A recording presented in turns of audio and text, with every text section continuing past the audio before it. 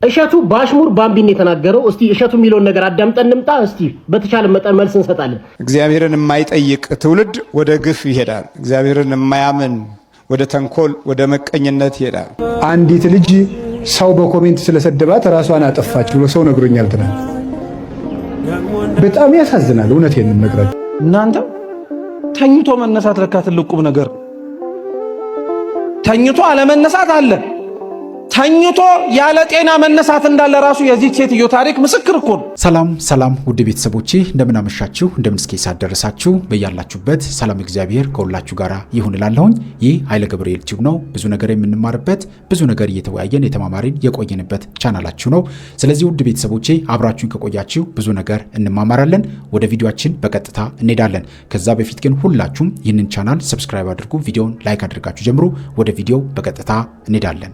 እግዚአብሔርን የማይጠይቅ ትውልድ ወደ ግፍ ይሄዳል። እግዚአብሔርን የማያምን ወደ ተንኮል፣ ወደ መቀኝነት ይሄዳል። ወደ መተት፣ ወደ ሟርት፣ ወደ አጋንንታዊ የሆነ የጥፋት ብቀላ ይሄዳል። ከዛ በኋላ ይሄኛው በምድር ከኖሩት ይልቅ ያልኖሩት የሞቱት በሰላም የሞቱት መተት ሳያውቁ፣ ጠንቋይ ቤት ሳያውቁ፣ ሟርት ሳያውቁ፣ መናፍስታዊ አጋንንት ድግምት ሳያውቁ እግዚአብሔርን እንደፈሩ ቃል ኪዳንን እንዳከበሩ የተስፋውን ኃይል እንደወደዱ የእግዚአብሔርን መንግሥት በዓይነ ሕሊናቸው በእምነት እንዳዩ ያረፉት የተመሰገኑ ናቸው። ጥላቻን ሳያውቁ የምቀኝነት ድምጾች ከውስጣቸው ሳይወጣ በክፋት ኃይል ሳይመሩ የአንዱ የጥቃት መግለጫዎች ሳይሆኑ የሞቱት ምን ያሉ ናቸው?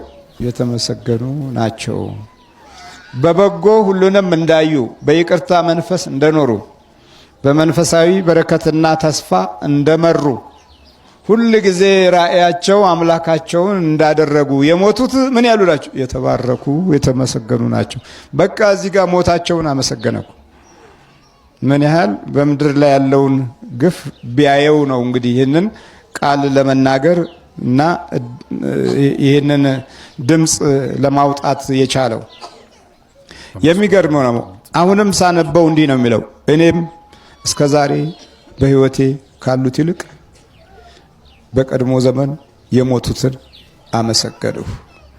ሕይወት አልታየውም። በሕይወት ቆመዋል ብዙ ሰዎች፣ ግን ሕይወት አልታየውም። በሕይወት እያሉ የሌሉ መሆናቸውን አየ። በሕይወት እያለን አሁን ብዙዎቻችን የለንም። የያዝነውን ዕቃ እንፈልጋለን፣ ይዘነዋል። ግን ያስቀመጥነውን እንፈልጋለን። ብዙ ጊዜ ሆነ ከጠፋን። የተማርነውን እንረሳለን፣ ግን ተደክሞበታል፣ ወጪም ወጥቶበታል፣ ተደክሞበታል። ብሔራዊ መንግስት እስከ ዓለም አቀፋዊ መንግስት ድረስ የተደከመላቸው ትውልዶች ዛሬ ብዙዎቹ እብዶች ሆነዋል። ከሀገር ውስጥ እስከ ውጭው ዓለም ድረስ የተማሩት ብዙዎቹ ዛሬ መሰረታዊ የሆነ ከስብዕና የወጣ ድንቁርና ይዟቸዋል። ከስብዕና እንደውም ወጣ ያለ ድንቁርና ነው ያዛቸው። ለሕክምና አይመቹም፣ ለመንፈሳዊ ሕይወት አይመቹም፣ ለቤተሰባቸው አይመቹም፣ ለራሳቸውም አይመቹም። ግን የሆነ የድብርት ፍጡር ሆነው በር ዘግተው በር ቆልፈው ኡኡ የሚሉ ሲፈልጉ የሚጮሁ የሞት ሽታን የሚናፍቁ ግን የተማሩ የሚባሉ 2 3 4 ዲግሪ ምናምን የሚባለውን ነገር የሄዱበትና ብዙ ሀገሮችን አቋርጠው የተማሩ ግን አሁንም ሁለንተናዊ ጨለማነት ውስጣቸው የበዛ እንደዚህ በቁም የጠፉ አሉ። እነዚህ በቁም የጠፉትን በቀድሞው ዘመን የሞቱት ሰዎች የተሻሉ ናቸው። መቃብራቸውን አመሰገናኝ። ስለዚህ በሕይወት ካሉት ይልቅ አለ በቀድሞ ዘመን የሞቱትን አመሰግናለሁ። እብድ በሆነበት ባህሪ ውስጥ ኃላፊነት ቦታ ላይ ሲቀመጥ እብደት 100% ነው። በቃ ሁሉ ነገር ያብዳል። የሚነካው፣ የሚሰራው፣ የሚያቅደው፣ ፕሮግራም የሚያወጣው፣ የሚመራው ሁሉም ያብዳል። ከምታየው ነገር የተነሳ እብድ ትሆናለህ። እብደት በቀላሉ የራሱ ሕይወት አካል አድርጎ እንዲያምነው ይቀበለዋል። አላበድኩም ይላል፣ ግን እብድ ነው። አሁን አንዳንድ ምሁራኖች በር ዘግተው ዞር በሉልኝ ሲሉ እናያለን። በውጭው ዓለምም በየቦታው አሉ። የመንፈስ ቅዱስ ክብርና ኃይል ሲርቅ እንደዚህ ነው። በያዕቆብ የምናየው ሮቤል ነገድ ላይ ያየውና ብንያም ነገድ ላይ ያየውን ነገር አልደበቀውም። በቀጥታ ለትውልዱ ገለጸለትና በቃ በመጨረሻ ዘመን የሚገጥማችሁን ነገር ኑ ልንገራችሁ ብሎ ሰበሰበና ዘፍጥረት 49 ላይ የቀጣዩን ትውልድ ታሪክ በሚገባ አሳውቆ እንዳረፈ እናያለን። አሁን የኛ አባቶች ምንድን ነው የሚነግሩን? ምን የሚገልጹልን ነገር አለ? ስለዚህ ለዛር አሳልፈው ሰጥተው በውስጣቸው ላደረው መንፈስ አጋብተው ሲሞቱ ከመቃብር ተለክፎ የሚመለስ ሲወለድ ከማህፀን ተለክፎ የሚወለድ የዚህ አይነት ሁኔታዎች በስቶብን ነው ይሄ የሚታየው። ይህንን እንኳ ለማወቅ ፈቃደኞች አይደሉም። መናፍስት አብሮ ይወለዳል ሲል ይስቃሉ። አሁን በጣም ነው የሚስቁት። በእድሜያቸው በጊዜያቸው በዘመናቸው የተቀመጡበት ቦታ ላይ እንዲህ አይነት ችግሮችን ለማየት ፈቃደኛ ያልሆነ ልብ ያላቸው ናቸው። ስለዚህ እውነት ነው እዚህ ጋር እኔም እስከ ዛሬ በሕይወት ካሉት ይልቅ በቀድሞ ዘመን የሞቱትን አመሰግናለሁ። ከነዚህም ከሁለቱ ይልቅ ገና ያልተወለደው ከፀሐይ በታች የሚደረገውን ግፍ ያላየው ይሻላል። ግፍን ያላየው መጨንገፍን ተናገረ። አየህ እዚህ ጋር ቢጨነግፍ ይሻላል አለ። ቆሞ ኖሮ ከሚሰቃይ ጨንግፎ ገና ባይወለድ ገና ከጅምሩ ባይፈጠር እሱ ይሻላል ብሎ ገና ለማይወለደው ጸሎት አደረሰ። የኛ ነገር እንዴት ነው ነገሩ? በቃ እንደዚህ የሚመኙልን እና እንዲህ ለግፍ የማይወለዱ ልጆች እንዲኖሩ የጸለየ የለም። ስለዚህ ዛሬ ግፍ ጠንክሯል። አሁን ዝም ብለህ ስትሰማ ብዙ ነገር ላይ አይገባህም። ምክንያቱም ዋናው ትልቁ ነገር ለግፍ የተወለድን ስለሆነ የሚስማማን ክፉ ነገር ላይ ነው፣ በጎ ነገር ላይ አይደለም። እሸቱ በአሽሙር ባምቢን የተናገረው። እስቲ እሸቱ የሚለውን ነገር አዳምጠን እንምጣ። እስቲ በተቻለ መጠን መልስ እንሰጣለን። ማንም ያስደነገጠኝ ነገር ግን በዝሙት ቀስቃሽ ዳንሶቿ የምትታወቅ በዝሙት ቢያልፍልኝ እናንተ ምን ቸገራችሁ የምትል ከባለ ሀብት ጋር የመተኛት እድሉን ባገኝ አይኔን አላሽም ያለች መግለጫ የምትሰጥ ብልክ ብላ እንዳደገች በይፋ የምትናገር ሴት ለአንድ ድርጅት ሳይሆን ለአንድ ገዳም ማስታወቂያ ሰርተዋት ማየቴ ትንሽ ያስደነገጠኝ። እንዲሁ ለቤተ ክርስቲያን ፈተና የሆነው አንተ እኔ ቤተ ክርስቲያን ውስጥ የተሰገሰጉ ጥቅስ እናቃለን መጽሐፍ ቅዱስ እናቃለን የሚሉ ሰዎች ናቸው። ዱርዬው አይደለም። የምር የምልህ አሁን ቤተ ክርስቲያንን እግዚአብሔርን እየተዳፈረ ያለው ቤተ ክርስቲያን ውስጥ አለ የተሰገሰገ አስመሳይ ዲያቆን፣ አስመሳይ ቄስ፣ አስመሳይ መጽሐፍ ቅዱስ አውቃለሁ የሚል እንጂ ዱርዬው እምነቱን በደንብ አድርጎ ይወዳል። እኔ ባምቢ የምጠይቃት እግዚአብሔር ምስክሬ ነው፣ እምነቷን በደንብ አድርጋ ትወዳለች። አብዛኞቹ ዱርዬ እንዲሁ ለጥምቀት ዕለት አንተ የምትጸየፈውን ምንጣፍ እነሱ ተሸክመው ላባቸው ጠብ ሲል ቤተክርስቲያንን ያገለግላሉ። እንደ ዱርዬው እንደዚህ ጋጠወጥን ባለጌ ናቸው የምትላቸው ሰዎች ናቸው ለእግዚአብሔር ቅርብ፣ ለፈጣሪ ቅርብ፣ ሁሌም አንሶላ ውስጥ የሚያለቅሱት ወንድማችን። እና አንድ ነገር ልንገር፣ እንዲሁ ቤተክርስቲያን ውስጥ አስራት በኩራት የሚበላ ቄስ እንዳለ ታውቃለህ? ከቤተክርስቲያን ብር የሚያጭበርብር ቄስ እንዳለ ታውቃለህ? ድንግል ነኝ ብለው አሁንም ግን ድንግል ሳይሆን አሁንም ድረስ የሚቀድስ አሁንም ድረስ እንደው በተክሊል የተጋባ ዲያቆን እንዳለ ታውቃለህ? ቤተክርስቲያን ውስጥ የተሰገሰገ ነው። ለቤተክርስቲያን ዕዳ የሆነው እኛ ነን ብራዘር፣ ዱርዬው አይደለም። ገባ አይደለ? እቺ ልጅ በትህትናና በፍቅር ማስተማርና ወደ ቤተክርስቲያን ማምጣት ይገባል። ይኸውልህ ለእግዚአብሔር ቅርብ የሆነው ለክርስቶስ ቅርብ የሆነው አስቆሮቱ ሂዳ በ30 ዲናር ነው ክርስቶስን የሸጠው። ያቺ የሉቃስ ወንጌል ያለችው ያቺ በእንቧና በአማረ ሽቶ የክርስቶስን እግር አጥባ ሄደችው ሴት ግን በ300 ዲናር ነበር ሽቶን ገዝታ ክርስቶስን አጥባ ሄደችው። አባቴ ክርስቶስ ከገዳም ይበልጣል። አባቴ እቺ ሴት አትመጥንም፣ ለገዳም አትመጥንም ከማለት በፊት እውነት ለመናገር ማናችንም ንጹህ እንዳልሆንን ጻድቅ እንዳልሆንን አውቀን ማናችንም መፍረድ አንችልም። እናንተ ተኝቶ መነሳት ለካ ትልቁም ነገር ተኝቶ አለመነሳት አለ። ተኝቶ ያለ ጤና መነሳት እንዳለ ራሱ የዚህ ሴትዮ ታሪክ ምስክር እኮ ነው። ተኝታ ስትነሳ ነው ሙሉ በሙሉ ጤናዋ ታውቆ የተገኘችው። 12 ዓመት ሙሉ ተሰቃይታበታለች። ያሰቃያት የደሟ መፍሰስ ብቻ አይደለም። አይሁድ እንደ ሕግና እንደ ሥርዓታቸው ደም የሚፈሳቸውን ሰዎች አያስጠጉም። ተጠግተው እንኳን ወደ እነሱ እንነጋገር እንኳን ቢሉ ሲነኳቸው ለምን ነካችሁን ብለው ድንጋይ አንስተው ራሱ ይወግራሉ። ሰውም ጨክኖባታል፣ ጤናዋም ጭምር ከድቷታለች ሴት። ጌታችን ኢየሱስ ክርስቶስ ታዲያ በሕዝብ መካከል ሲራመድ አየችውና ምን ብላ አሰበች? የልብሱን ጫፍ ብነካው እፈወሳለሁ አለች። በልቧ እኮ ነው ያሰበችው። አፍ አውጥታ ራሷ አልተናገረችው። ከዛ በኋላ ወደ ክርስቶስ መሄድ ጀመረች። ራሷ ላይ ፈርዳን ሄደችው። እንዳልኳችሁ ደም እንደሚፈሳት ያውቃሉ። ደም የሚፈሳት እሷ ብትነካቸው ድንጋይ አንስተው ሊወግሯት እንደሚችሉ ታውቃለች። በሕይወቷ ፈርዳ ግን ታምሜ ከምኖር ተፈጉሼ በሞት እመርጣለሁ ብላ ቀጥ ብላ ሄደች። ጌታችን ኢየሱስ ክርስቶስንም ከዛ ሁሉ ሰው መካከል ወረደችና ቀሚሱን ነካችው። አምላካችን ይራመድበት ከነበረበት ከዛ ሕዝብ ሁሉ ግፊያ ቆመና ከናንተ መካከል የነካኝ ማን ነው አለ። እስኪ እንደው አስቡት፣ መሃል መስቀል አደባባይ ላይ በዛ ሁሉ ትርምስ ውስጥ ቆሞ አንድ ሰው ማን የነካኝ ይላል? ማን የማይነካ? ገበያ መካከል ቆመህ ያ ሁሉ ሰው እየተራመደ ማን የነካኝ አይባልም። ሁሉም ሰው ለራሱ ዓላማ ወደዛ ወደዚህ ስለሚል አስቦም ሳያስብም አውቆም ሳያውቅም ሊነካ ይችላል።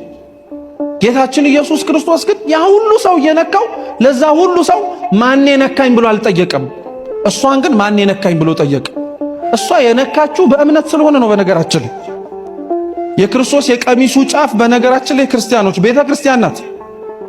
ነቢዩ ኤርምያስ እግዚአብሔር አምላክም በረጅም በዙፋኑ ላይ ከፍ ብሎ እንዳየው ሲናገር የመቅደሱም ጫፍ መቅደሱን ሞልቶት ነበር ይላል። የቀሚሱ ጫፍ መቅደሱን ሁሉ ሞልቶት ነበር። ዛሬ ተረትና ዘበት ይመስለናል ላላመንንና አምነንም ጭምር ለማንመላለስ ክርስቲያኖች እንጂ እናቶቻችን ለዚህ ጥሩ ምስክር ናቸው። መተው የቅድስት ቤተ ክርስቲያኑን ደጅ አምዱን ይነኩታል፣ ጀርባቸውን ይመቱበታል፣ ይዳበሱበታል፣ አፈሩ ላይ ይንከባለሉበታል። በውጭ ያለ ሰው አይቶ ድንጋይ ላይ ተንከባለሉ፣ አፈር ላይ ተንከባለሉ ቢል አይገርምም። ሲጀመር አፈርም አፈር ነው ለርሱ፣ ድንጋይም ድንጋይ ነው። ቤተ መቅደስ ውስጥ ቤተ ክርስቲያን ውስጥ ሆነን እንደዛ አይነት ድርጊታቸውን አላዋቂነትና ያለማመን ነጸብራቅ ነው ብለን እኮ የምናወራ ሰዎች አለን። ግን እነሱ ተፈውሰው እነሱ ከእግዚአብሔር ጋር ቀርበው እነሱ በንጹህ ልባቸው ሲነኩት ግን እግዚአብሔር እነሱን ከኛ ይልቅ ማን የነካኝ ብሎ ይናገራል። ማን የነካኛል? ከናንተ መካከል አንድ ሰው የነካኝ ሰው ሲነካኝ ከሰውነቴ ኃይል ሲወጣ ተሰምቶኛል። ያቺ ሴት አፍራ ተሸማቃ እኔ ነኝ ራሱ አላለችው። ክርስቶስ ግን የነካውን መነካት ካወቀ የነካውን ማንነትም የሚያውቅ ማእመረ ኅቡዓት ሁሉን የሰወረውን የሚገለጥለት አምላክ ነውና ዞሮ ደጅ ሴት ምን አለ? አንቺ ሴት ኃጢአትሽ ተሰርዮልሻል። አይገርማችሁም? ክርስቶስ ያደረቀላት ምኗን ነው? እየሰማችሁኝ ነው? ክርስቶስ ያደረቀላት ምኗን ነው? ደምሽ ደርቆልሻል ግን አላላትም። ምንሽ ተሰርዮልሻል ነው ያላት። እግዚአብሔር አይገርማችሁም? አንተ ይዘህ የመጣኸው የደም ችግር የጤና ችግር ሊሆን ይችላል። እግዚአብሔር ግን ጤናህን መልሼልሃለሁ ሳይሆን የሚል በካህናቱ ላይ ኃጢአትህ ምን ተደርጎልሃል? ተሰርዮልሃል ሂድ ነው የሚል። እግዚአብሔር የሁላችንንም ኃጢአታችንን ይቅር ይበለን። ለዛች ሴት አምላካችን ኢየሱስ ክርስቶስ ቆሞ ደሟን ነው ቀጥ ያደረገላት። ለኛ በዕለተ ዓርብ እንደ ብራና ተወጥሮ ደሙን አፍስሶ የኃጢአት ደማችንን ያደረቀልን ክርስቶስ ደሙን ቀጥ አለላት። ኃጢአትሽ ተሰርዮልሻል ተባለች።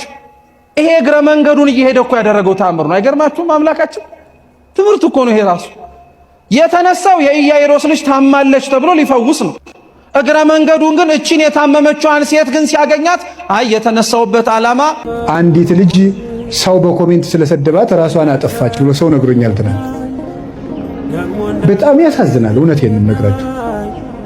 እንዴት ክቡር የእግዚአብሔርን ፍጥረት ሰድበን እንገላለን በእውነት ማለት ነው። አሁን እዚህ በኋላ ራሱ እኮ አንማርም። ይገርማቸዋል እኮ ሄደን ሰውን ሽንቁር ማድረግ፣ ሰውን መውጋት፣ ሰውን ማድማት፣ ማመስገን ካልቻላችሁ ዝም በሉ። እኔ እግዚአብሔር ያውቃል፣ ያው እግዚአብሔር ምስክሬ ነው። ልጅቱ ምን ትሆን አላውቃትም፣ አሁንም አላውቃትም። የሚገባ ነገር የምትናገሩት ይሁን የማይገባ ነገር የምትናገሩት ይሁን ትናንት ነው ከዛ ከስልጠና ስንወጣ አንድ ወንድማችን ነው እንዲህ ብሎ ሞተች እኮ ብሎ ይነገረኝ። ይሄ እንድን ተምራችሁበታል። አሁን የልጅቱን ሞት አንደኛ ክፉ ቃል ቢነገረን መሞት የለብንም ወገኖች። ሰው የመሰለውን ነው የሚናገረው እኮ ያሰበውን ይናገራል። ያሰበውን ይናገራል፣ የመሰለውን ይናገራል። እግዚአብሔር እስካለልን ድረስ ሰው የጣለውን እግዚአብሔር ያነሳዋል። ሰው የጣለውን እግዚአብሔር ያነሳል። ሰው የጠላውን ሁሉ እግዚአብሔር ያነሳል። እኔም ማየውን አንተ አታይም አይደል ያለው ቅዱስ ጴጥሮስን። ሰው የውጭ ኃጢአትን ያያል፣ እግዚአብሔር የልብ ጽድቅን ያያል፣ ይመለከታል። እና በህይወታችሁ ዘመን ከዚህ ልጅ ህይወት ተነስቼ የምነግራችሁ እኔ ሃይማኖቷን ምን ይሁን አላውቅም። የምነግራችሁ ግን ስለ ሰው አስተያየት ብላችሁ አትኑሩ፣ ስለ እግዚአብሔር ብላችሁ ኑሩ። ምክር ከሆነ ተቀበሉት። እንዲያውም አንድ ነገር በዚያው ሰው ሲናገራችሁ ምን ማሰብ እንደሚገባችሁ አንድ የቅዱስ ዮሐንስ አፈወርቅን 3 ንግግሮች ልንገራችሁ። ሰው ክፉ ቃል ሲነገራችሁ ደግሞ ነገም እናንተ እንዳትሞቱ ብዬ ነው። ሰው ክፉ ቃል ሲነገራችሁ ምንድነው ማሰብ ያለባችሁ? 3 ነገር ነው ማሰብ ያለባችሁ። ቅዱስ ዮሐንስ አፈወርቅ ዮሐንስ ወንጌልን ሲተረጉም የተናገረው ነው። አንደኛው ያለብህን ስህተት ከሆነ የሚናገርህ አትጥላው፣ መስታወት ሆኖሃልና ነው። አትጥላው፣ ሂድና አስተካክል። መስታወት አሁን እዚህ ላይ እንደው አንዳንድ ጊዜ እንደው እስቲ ገብስ ቆሎ በልተን በተልባ ወጥ በልተን ጥርሳችን ላይ ልጥፍ ብሎ ገብሱ መስታወት ስናይ እንደው ገብሱ ጥርሳችን ላይ ብታዩት አፈር ያባህንት መስታወት እንደው ብለህ ትሰብሩታላችሁ? አሰብሩትም እንዴ? ታነሳላችሁ ጉድፋችሁን ማለት ነው። ክፉ ቃል የሚናገርን ሰው ልክ እንደዚያ መስታወት ይኸው በቃ ቀለል አድርገህ እንደዚያ መስታወት ጉድፍህን አንሳ እንጂ ወደ ውስጥ ወስደህ አትጎዳበት፣ አታምሰልስለው፣ ራስህን ይበት። አንዱ እሱ ነው። ሁለተኛ ደግሞ እያለህ የለህም የሚል ከሆነ ደግሞ ስቀተው። ለምሳሌ ይላል ቅዱስ ዮሐንስ አፈወርቅ ዕውቀት እያለህ ደንቆሮ ካልክ ካለ ሳቅበት ነው። ያለህን ነገር የለህም ብሎ ከሆነ የሚሰድብ ደግሞ ስቀህበት ሂድ። ምንድን ነው ይላል? ለምሳሌ አንድ ድሃ መጥቶ ይላል ቅዱስ ዮሐንስ አፈወርቅ አንድ ድሃ መጥቶ አንዱን ባለጸጋ አንተ እኮ የዕለት ራት የሌለም ድሃ ነህ ቢለው ሀብቴን አታውቅ አይደል ብሎት ነው የሚሄደው ወይስ ይናደዳል ነው? አንድ ባለጸጋ ነበሩ፣ ስማቸውን አልጠቅስም እና የሆኑ ሰዎች ተሰብስበው እንደወሰው ልጅ ያወጡ ይሆን አላቸዋል። እኔም አውቃቸዋለሁ እና ሰው ልጅ ያወጡ ይሆን ሲሏቸው ምን ቢሉ ጥሩ ነው? እገሌ የማን ልጅ ሆነና የትኛውን ነው እንደዛ የሚሉት? አንዱን ሀብታም ልጃቸውን አለ የተባለውን ማለት ነው። ሰው ልጅ ያወጡ ይሆን ብሏቸዋል። እገሌ የማን ልጅ ሆነና። ስለዚህ አልከፋቸውም ማለት ነው አለ ብለው ስለሚያስቡ። ስለዚህ አንድ ሰው ያላችሁ ነገር አንተ ደንቆሮ፣ አንተ ደደብ ምን ያናድዳችኋል ታዲያ? ያለህን ዕውቀት ራስህ ታውቀው የለን? ኧረ እባክህ ከፈለክና ወረቀቴና ላሳየህ ማስተርስ የት እንደተመረኩ ምን አለፋ፣ በተግባር ይገለጣል። ሶስተኛ በተፈጥሮ እየሰደበ ከሆነ ጸልይለት። ምክንያቱሳ ወንድሙን ደንቆሮ ብሎ የሚሰድብ በገሃነም ይፈረድበታል ይላል። ተፈጥሯዊ ጉዳዩን አንተ ዕውር፣ አንተ ደርጋማ፣ አንተ አንካሳ፣ አንተ ምናምንቴ ብሎ የተፈጥሮ ስጦታውን አንስቶ የሚሳደብ ሰው በየት ይፈረድበታል? በገሃነም። ስለዚህ በገሃነም የሚፈረድበትን ስራ እየሰራ ስለሆነ ወይኔ ወንድሜ እኔን ሰድቦ ገሃነም ሊገባ ነው ብለህ ጸልይለት ነው ያለው ቅዱስ ዮሐንስ አፈወርቅ። የመጨረሻ ግን ክርስቶስ እንደተሰደበ አስብ። ክርስቶስ ተሰድቦ እኔ የተሰደብኩ ብላችሁ ለምንድን ነው ሌሊት ተቀን እረፍት የምትነሳችሁ? ውሃ መጠጣት የሚያቅታችሁ? እራት አልበላችሁ ለምንድን ነው? ጌታዬ ተሰድቧል ብላችሁ ተጽናኑ። ስለዚህ እንደዚህ ያልላችሁ ፈልጌ ነው። በአንጻሩ ግን ደግሞ ሰውን በጦር ከገደለ በቃል የወጋ ይበልጣል። ሰውን እግዚአብሔር ያሳያችሁ። በጦር እኮ አንድን ሰው ወግቶት ቢሄድ ሮጠን እንነቅለዋለን። በቃል ከወጋው ግን የት አግኝተን እንነቅለዋለን? ያን ውስጥ ነው የሚገባው ቃሉ፣ አይምሮ ውስጥ ነው የሚተከለው። እና በቃላችን ነፍስ ከመግደል እግዚአብሔር ያድነን። አፋችሁን ከርክሙ በሞት ያፈርሰዋል። እንዲያውም ልንገራችሁ፣ ስንመጻደቅ እኛ የምንፈርድባቸው ወንበዴዎች ቀድመውን መንግሥተ ሰማያት ሊገቡ ይችላሉ። እኛ የምንሰድባቸው ይሄ ገሌሌ እንዲህ ያለ ነው የምንላቸው። ጸልዩለት አረጋዊ መንፈሳዊም ብሏል። ለመሪከ ፈያታዊ ወዘማዊ በል በአይቲ አምር ለማይቀድመን በውስተ ገነት ከመፈያታዊ ዘየማን። ሌባ ወንበዴ ብታይ ይሄ ሰውዬ ዘማዊ ብታይ ይሄ ሰውዬ እኔን ቀድሞኝ መንግስተ ሰማያት ይገባ እንደው ምን አውቃለሁ እያልክ ለፍ።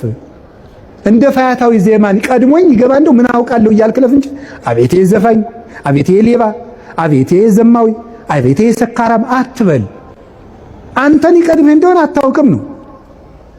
ቅዱስ ኤፍሬም አንዲት ሴት ለነገስታቱ ስትዘፍን አያት እና እየዘፈነች ነገስታቱ ደስ ብሏቸው ጠጅ እየጠጡ ያይና አልፎ ሲሄድ አለቀሰ። ምን ሆነ ነው የምታለቅስ ቢሉት በሁለት ነገር አለቅሳለሁ። በምንድን? የመጀመሪያው ይቺ ሴት እነዚህ ነገስታት የምታስደስተውን ያህል ፈጣሪን አለማስደሰቴ፣ እሷ ለምድር ንጉስ እንዲህ ስትለፋ እኔ ለሰማይ ንጉስ አለመልፋቴ። ሁለተኛ ነፍሷን አይቻ ያሳዝናኛል። ሰውን ብትችሉ ካለበት አውጡት፣ ካልሆነ ግን ባለበት ላይ ሸክም አትጨምሩበት። ብትችሉ ካለበት ጉድጓድ አውጡት። ከጡቷ ላይ የደማውን ደምም ወስዳ በልጆቿ ላይ በመስቀል ምልክት ቀባቻቸው። ነገ ሚያዝያ 25 በዚህ ዘመን ላለን የኦርቶዶክስ ተዋሕዶ አማኞች ሆነን ግን እምነታችንን ቀለል አድርገን ለምናይና ተስፋ ለምንቆርጥ እንደዚሁም ደግሞ እምነታችንን ጥብቅ አድርገን ላልያዝን ክርስቲያኖች በሙሉ ትልቅ ትምህርትና ጥንካሬ ብርታት የምትሆነን ታላቅ ቅድስት ናት። ይህች ቅድስት የአንጾኪያ ወገን ስትሆን እርሷም ከዲዮቅልጥያኖስ መኳንንት አንዱ ለሆነው ሰቅራጠስ ለተባለ ሚስቱ ናት። እርሱም መጀመሪያ ክርስቲያን ነበረ፣ በኋላ ግን ዲዮቅልጥያኖስን በመፍራት ክዷል። እርሷ ግን በክርስትናዋ ጸንታ ቆይታለች። በእንደዚህ አይነት ሁኔታ ከካዲ ባሏ ጋር ስትኖርም 2 ልጆችን ወለደች። በአንጾኪያም የክርስትና ጥምቀትን ልታስጠምቃቸው አልቻለችም። ምክንያቱም በዚያ ያሉ አብያተ ክርስቲያናት በሙሉ ተቃጥለዋል፣ ፈራርሰዋል። መድኃኔዓለም ኢየሱስ ክርስቶስን ፍጹም ስለመውደዷና ስለማክበሯም ልጆቿን ታስጠምቃቸውና ክርስትናን ታስነሳቸው ዘንድ ተጋደለች። በታላቅ ተጋድሎም ልጆቿን ለማስጠመቅ ወደ እስክንድሪያ ሊቀ ጳጳሳት አባ ጴጥሮስ ልትሄድ አሽከሮቿን አስከትላ ልጆቿን ይዛ በመርከብ ተሳፍራ መሄድ ጀመረች። የክብር ባለቤት ጌታችን መድኃኔዓለም ኢየሱስ ክርስቶስም የእምነቷን የሃይማኖቷን ልዕልና ለመጪው ትውልድ ለማሳወቅ ስለፈለገ እሷ የተሳፈረችባት ያቺ መርከብ ለመስጠም እስከምትደርስ ድረስ በባህሩ መካከል ታላቅ ነፋስን አስነሳ። ይህች ቅድስትም ልጆቿ ሳይጠመቁ ክርስትና ሳይነሱ እንዳይሞቱባት ፈራች። ተነስታም በፍጹም እምነት ሆና ረጅም ጸሎት ጸለየች። ከዚያም ምላጭ አንስታ የቀኝ ጡቷን በጣች። ከጡቷ ላይ የደማውን ደምም ወስዳ በልጆቿ ላይ በመስቀል ምልክት ቀባቻቸው። በፊታቸው፣ በደረታቸው እንዲሁም ደግሞ በጀርባቸው ላይ በመስቀል ምልክት እንዲሁ ቀባቻቸው። ከዚያም በአብ በወልድ በመንፈስ ቅዱስ ስም በባህሩ ውስጥ ብቅ ጥልቅ እያደረገች አጠመቀቻቸው። በዚያው ቅጽበት ያ ባህሩን ሲያናውጽ የነበረው ማዕበል ጸጥ አለ።